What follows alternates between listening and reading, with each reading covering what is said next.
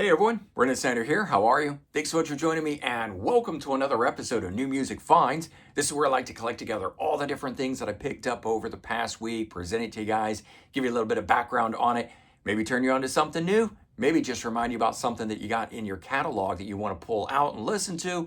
But all in all, I've got 17 things to run through with you guys, 16 CDs, one LP, a little bit of everything, some new stuff, some old stuff, some archival stuff, some Japanese releases, just a little bit of everything. Should be a lot of fun. So stick around for that. We're going to get into it here in just a bit. But before we start, if you're new to my channel, you haven't already hit the subscribe button, please do. Leave a comment, hit like, all those things do help support my channel. Of course, I'd greatly appreciate it. Turn on notifications, never miss an episode, all that great stuff. And this way you can know what's going on here on the channel and certainly with what I'm picking up that might inspire you to pick some stuff up. So we're going to kick off with new releases. That's my favorite thing. That's why I always like to kick off with it. It's the latest and greatest, so to speak.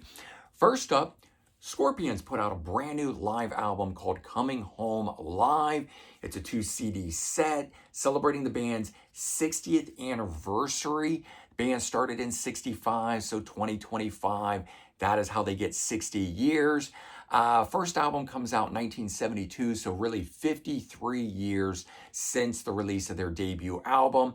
But great collection of stuff, sounds really, really good. I mean, just an absolute shock that a band that has been around over 50 years, hitting the 60-year mark, could sound as good as the Scorpions do. I mean, there are so many bands out there on the touring circuit that should really take note of how great and how it is that the Scorpions do it. Just really, really phenomenal that vocalist Klaus Meine sounds as good as he does. He's 77 and he's still just, in my opinion, at the top of his game. But all in all, it's a good set list. I've done a full review of this. If you want to know more about this album, check that out. I will leave a link in the description so you can check that full review out if you like. All right, another live album that came out, Depeche Mode. This was part of the Depeche Mode M documentary set that came out. It was 4 discs. It was, let's see, I think it's 2 Blu-ray, 2 CD set. And so Depeche Mode M is a documentary movie that has live performances interspersed with video footage of the band. It shows their global stardom and all of that sort of stuff. But Memento, or I always do this backwards. I actually got it right that time. Memento Mori, Mexico City is the live show. And so there is the sort of movie portion, and then there's just the live footage portion, and then 2 CDs of it. And so I chose to just pick up the 2 CD portion of it, which is what this is, without the video content to it. What's really cool about this is not only is just a great set list and it sounds good and all of that sort of stuff, but there are 4 songs from the sessions of the last album, Memento Mori, and it's like getting 4 brand new songs. They didn't record them specifically for this release, but you're getting them as part of it. They're at the end of the second disc. So if you're like me sometimes where you might not make it to that second disc or all the way to the end of the second disc when it's a live show, don't miss out on the 4 studio tracks at the end of it. In my opinion, those 4 studio songs are worth picking this up alone. Then again, I'm a big, person who likes new original material from my favorite band. So if I can get some more stuff like that through this, then it just makes it all that much better. But all in all, I do recommend this new live Depeche Mode. I haven't seen the movie, so I can't speak specifically a part of that, but I would venture a guess it's pretty good. I've just found over the years that I will buy these things that have the live video as well as the audio. And while I listen to the audio a lot and pull it out for that, I almost never return to the video of it after I've seen it once. And so I've recently decided to stop picking those things up. If you've watched some of my past episodes of New Music Finds, in particular when recently Def Leppard put out their new double live album that also came with a Blu-ray. I didn't pick the Blu-ray part of it up. I just got the standalone 2 CD set. So that's at least for me, but be aware a lot of times these collections, these live albums have video footage with them. Now, I will say with the Scorpions, as far as I know, there was no video footage available. I didn't see any being sold in that way. I could be wrong, but I didn't see it as part of that. All right, this one here was a Record Store Day release. Bad Brains Live at the Bayou came out on LP November 28th for Record Store Day, but now a week later, December 5th, we got the CD edition of it. And what I didn't know at the time was that this is actually two separate live shows, both recorded at a club called the Bayou in Washington, D.C. One of them is from 1980, the other 1981. Both of them being from before the band put out their debut album in 1982. So it is a very early testament to the band of where they were and what they were doing before they reached that point, which was what made me really interested in it. Now, the recordings actually sound very good for what they are, but they're not totally pristine and they are a little rough for being 1980, 1981, but that's just the nature of recordings from them and nature of recordings for a punk band. Give it a listen, check it out, make sure it's something you want before getting it, but I have to say, I really have enjoyed the energy that was part of this. And for me, at least as a Bad Brain fan, I'm glad to have it. And also just things that like that where I wanted it as part of Record Store Day. And so finding that there is a CD version of it, just makes me want it even more than the original LP edition of it. All right, this is one that I talked about as part of what just dropped, but I wasn't really planning on picking it up. And then I saw it at my local record store and thought, what the heck? And I'm glad that I did. Ultravox, the collection. This is a remastered version of, I think it was a 1984 Best Of collection that came out at the time. They've recently done a multi-disc box set. When I say recent, I mean it came out on December 5th as well. This is the single disc edition of it. It does have 4 or 6 additional tracks added to what was the original release of it. What I like about these kind of things is that most of the songs that are on here are single edits or single editions of it, different from what was on the albums. So that makes it interesting for me to get this, even though I already own all of the albums. I also like the way they did this. I like these sort of slimline cardboard case ones that are very thin, but they're actually trifold. A little bit better than just the standard when it's only the 2 thing. And I like it better than digipacks that have those plastic trays in it that can crack and break. So I saw this and I saw the added tracks and that it's 2025 remastered and that they're single edits. And I thought, you know what, let's get it. I'm glad I did. So it's a nice collection. I've always enjoyed the band Ultravox and have, I think, one compilation, but it was never a very good one in my opinion. And so this one here, I think, will probably supersede that now. All right, the soundtrack to the Springsteen movie called Deliver Me From Nowhere is out. Music and vocal performances were by Jeremy Allen White, the actor. So he is the one singing these. A little new interpretation to the Bruce Springsteen classic performed songs. The era of the movie takes place during Nebraska, so you basically get the Nebraska album, but you do also get a performance of Born at the USA and the song I'm on Fire. There's 3 cover songs that are on this: Lucille, Boom Boom, and I Put a Spell on You. So it's a nice overall performance that all performed by the same person, which has that Bruce Springsteen sound. Jeremy Allen White very much sings in that style. He was a great person to select to do the movie. And so very nice, I think, to get this. This is just kind of like a tribute album, in my opinion. but you know, a little bit different spin on the stuff from the way Bruce does it, and I just kind of had fun enjoying it for what it is. So I picked that up and added it to my collection. This one here came out maybe 2 weeks back or so, but delayed for me getting my copy until now. Steve Morse Band, Triangulation. First new album from them, I think, in 16 years, give or take. And first new material for Steve Morse since he left Deep Purple back in 2020 was the last time, Whoosh, that he recorded with the band. So I think 5 years on from that, we're finally getting something. But typical Steve Morse Band sounding style stuff, of course, all instrumental. That's what the Steve Morse Band is. But really great to get something. I was a little worried that we might not get any more solo material from him. It had been so long. And, you know, the reason that he had left Deep Purple was due to his wife being ill and then her eventual passing. But I'm glad to see that in time he has returned to performing with the Steve Morse Band, going out on the road, which I was praying and hoping would lead to a brand new album.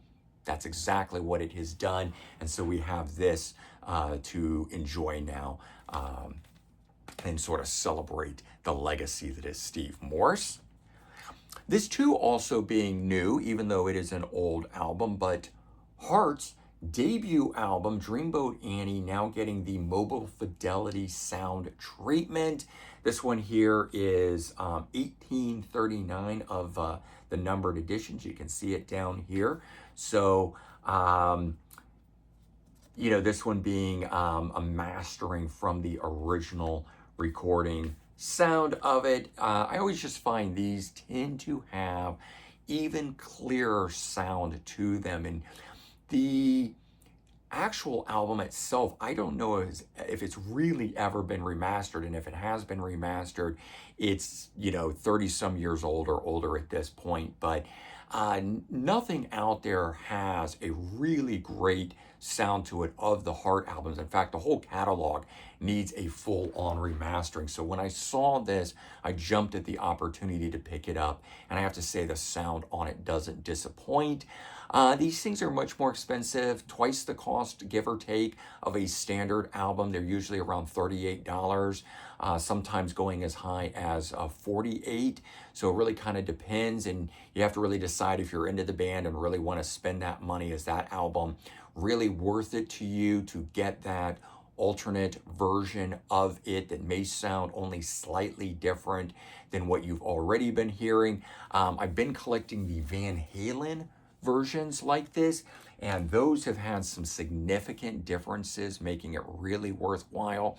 I have to say this one here, maybe not so big a difference than what I've already heard, but just in general sounding a lot better, and so I was very much glad to get that. All right. This purchase here is something that I've been eyeing since first released on the band's website. I opted at the time not to pick it up because I thought it was too expensive. And then I've been kind of regretting it ever since, and finally decided to go ahead and pick one up, even though I'm technically paying a bit more for it now. I don't know. I just decided to do it, kind of making it a Christmas present to myself. Bon Jovi, Slippery When Wet, liquid-filled edition of the album. I mean, there's so many liquid-filled editions of albums out, it's almost not a thing now. But this was the first time I had heard of a liquid-filled album when Bon Jovi announced it. And the fact that the album is Slippery When Wet, just in my opinion, makes total sense that there would be liquid inside the album. So at first I thought it was a very unique thing. And then, like I said, everybody kind of jumped on the wagon. So it became one of those things that for a period of time I was sort of like, I don't know if I need it. Everybody's doing one. But I thought, you know, I kind of want at least one liquid-filled album in my collection.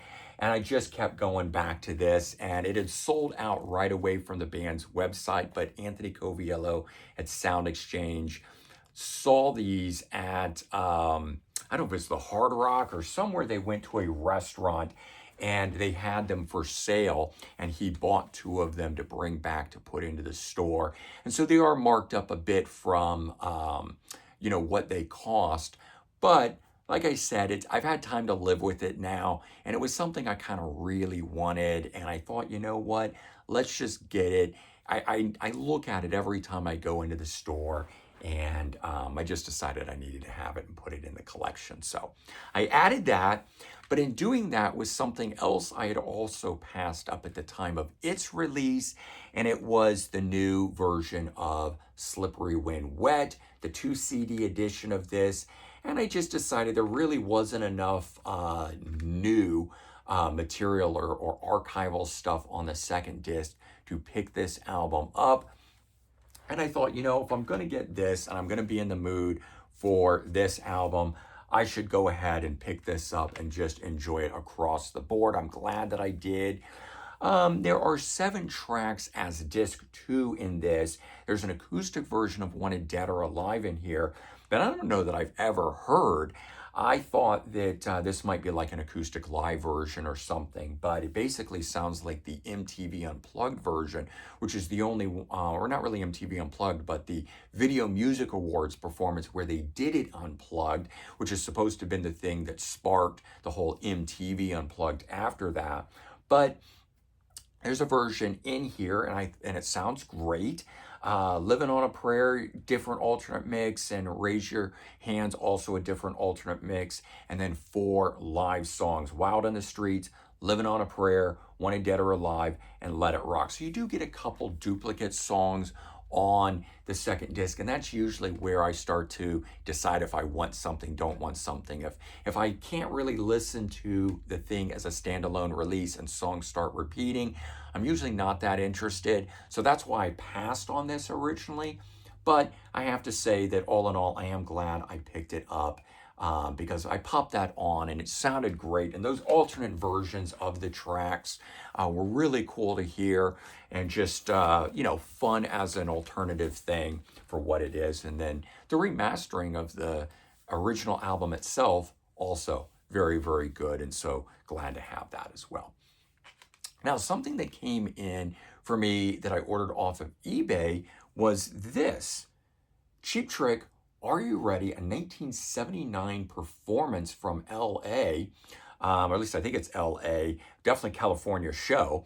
And it was originally a Record Store Day release. I have the vinyl version of this a number of years back, but I did not know it ever got a CD release. So double live album from Cheap Trick, very much similar in sound to Live at Budokan. It's a little raw, maybe even more raw than that. I remember at the time when listening to it on LP, I wasn't all that impressed with it and a little bit bummed.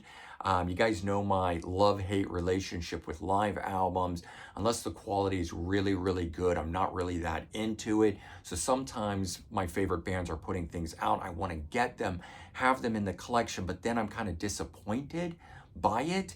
And that was the case at least when I first heard it. I've got to say I've really warmed up to the live performance. Maybe it's just because it's on CD, I don't know, but I've sort of found the charm in it, being a warts and all sounding thing. But very good. I am glad I picked it up. Japanese release, so it does cost a lot more than a standard release, and don't know whether we'll ever see it get a domestic release. But if you are a Cheap Trick fan and you didn't know that this was out there, there is something else for you to track down. Found this one used at Sound Exchange, City Boy, and this album is The Day the Earth Caught Fire. I think it's 1980 when it came out. Might be like their 5th studio album, if I'm not mistaken. I'm still kind of getting my bearings on this band, but this one here hit like no other City Boy album had. Prior to this, I had 3 of them in my collection. I had their 3rd and 4th and final album, but I didn't have this one here. And those albums I remember being fairly good, but never blowing me away. But I thought, let's get this one, let's throw it in. And I got home and it just hit me the right way. And I pulled out those other 3 that I had and they hit the right way. So I love it when being in the right mood and having something like a new album from the band to sort of kick things off, and then you go down the rabbit hole. And so City Boy, this release here did exactly that, and I'm loving it. Something I didn't know was that I don't know if it's the first 4, 5, or 6, however many of the albums are produced by Robert John Mutt Lange, known for working with Foreigner, AC/DC, Def Leppard, and Bryan Adams. But first band that he produced for was City Boy, I think 1976. So if you want to know where he got his start and you want to hear the early, kernel of where it is that he would be going, that's what this stuff is here. And you can really hear it in it going, oh yeah, absolutely. And maybe that is also why I'm sort of hearing the power in it now, but I'm listening to it in a whole new light, for that reason. But having fun with that. And then in the last couple weeks, or I guess it was last week, Dream Theater put out a brand new live album, Quarantine Live in Paris, and it just hit the right way. And I pulled out all my Dream Theater stuff and began listening to it. And then, and I knew, but didn't really kind of realize how much, but I was missing a bunch of the Dream Theater Lost Not Forgotten archives. So I picked up 6 that I didn't have in the collection, most of it being live stuff. And as I said, I have this love-hate relationship. Sometimes I absolutely love it, and I get into these live listening moods and enjoy it. As you can see, a number of live albums here over this past week and the previous week. So I've been enjoying live albums with all of that. And at other times, really not my cup of tea, and I prefer to stick to studio albums. But no particular order for these here. I got this one called And Beyond Live in Japan from 2017. I already had Images and Words recorded the album in its entirety from 2017, same show, but they released the second part of the show because the tour was called Images and Words and Beyond. So you got the album performance and then a selection of other songs. So that's this one, and I gotta say, really liking this because it's not all the hits, so to speak. It's sort of lesser known tracks, which I'm really enjoying. All right, Live in New York City, 1993, 2 CD set. Haven't opened it yet because I'm slowly moving through these. 2 of these, in fact, have not yet been opened. Also, Live in Berlin, 2010, also a 2 CD set. So both of those shows still to be listened to be enjoyed.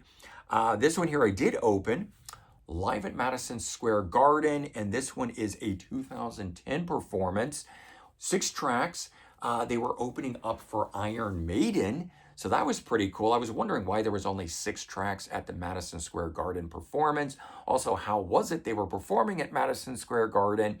And of course, I read the hype sticker on it that let me know that. But it's always interesting, and maybe you guys out there already know this, but I'm starting to find sort of the joy in a variety of live albums, meaning the sound of performing at Madison Square Garden sounds very different than, say, this performance from 2017 in Japan versus some of these other ones, like an outdoor festival, Live at Wacken in 2015, another one that I've got. So even though I'm listening to some of the same songs, I'm able to enjoy them differently at the same time because there is actually a different sound to the performances. And so whether it is that I'm just kind of finally realizing the beauty in live shows, or that's just something that I'm enjoying today, I don't know yet, but I was having fun with that on these 6 live releases from Dream Theater. This one is a single disc performance, 8 tracks on it, kicking off with Afterlife and then Metropolis Part 1, Burning My Soul. But a lot of these being the different kind of tracks that are the ones out on previous live albums that I have from the group. And the one studio thing that picked up as the archive was the Making of Scenes of a Memory Part 2.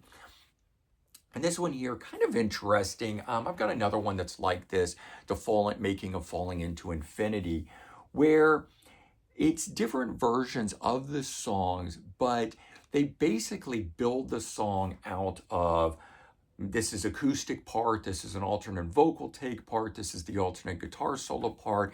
So there are little breaks between it while you're listening to the whole track one, so to speak, like a regression, as opposed to it being just a whole take of it. And I'm not as thrilled with that, but at the same time, it is cool to hear how they built this up and how the album became what it became. So for, the diehard fan that really wants to know a bit more, have that fly on the wall sort of feel in the studio, these kind of discs are pretty cool. I don't know that I would buy a lot of these in all. I went ahead and picked this one up. It's not even one of my favorite albums from the group. I have much more favorite albums than Scenes from a Memory Part 2, which is why I didn't pick that one up when it originally came out. But at this point where I'm deep into Dream Theater right now, finding that I could buy all of these different Lost Not Forgotten archive releases. Three of these came from Amazon that I was able to get, and then three of them from my local record store at Sound Exchange. And probably if I hit up more record stores, I could probably find some more. And I have 7 or 8 of these at least already. And then I actually have a number of the original Yates Jam releases. So I think I might only be missing one at this point because I realized I didn't pick up the Iron Maiden Number of the Beast live album performance. Don't know how I skipped that one, but I did. Maybe I just missed it when it came out, but I'm going to have to track that one down. Otherwise, I went through everything that I knew and created a list of them, and that's what these 6 were, and the 7th one being that Iron Maiden album live performance. So hopefully I'll be getting that one at some point. I may break down and order it off of eBay or whatever, but there you go. 17 things that I picked up this past week, and as I said, a little bit of everything, some used, new, archival, LP, record store day release. I mean, just a lot of cool stuff. So I don't know, man. I had a really great past week getting all of this, and I haven't had one of these kind of weeks with so much good finds in quite some time. And unfortunately, probably not going to have it for a good while as we're really starting to dwindle down now for the remainder of the year in terms of releases. But hopefully on about the midway through January, we're supposed to start with a couple killer releases. And then hopefully as we get into the middle part of February, it'll really take off. But all in all, there you go. So weigh in on what it is that you picked up that's your favorite new release of the past week, maybe biggest surprise release that you got that you're really enjoying a lot, or one that made you go down a rabbit hole. But all in all, weigh in, let me know. All right, everyone, take care, have a good one, and I'll talk to you real soon. Bye-bye.